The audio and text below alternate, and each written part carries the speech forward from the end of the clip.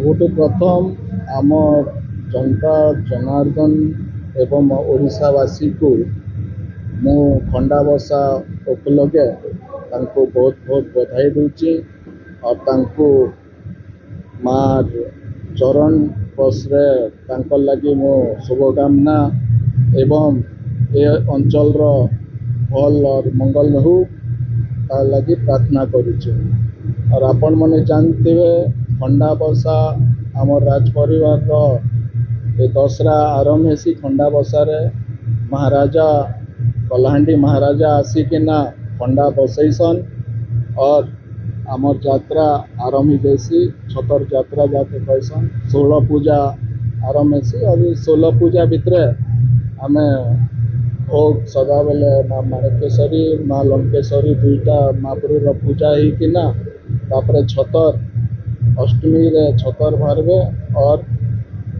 आमर महाराजा अनंत प्रताप देव स्वागत करबे छतर के और तापरे आमे नुआ उठाइसु।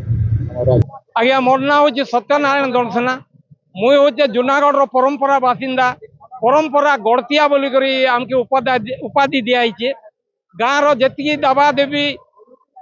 पूजा पाठ सबू जगार आज्ञा मुई उपस्थित हवा के पड़ुचे और आज हूँ माँ को 1600 उपचार बार 16 दिन पूजा आज देव उत्थापन है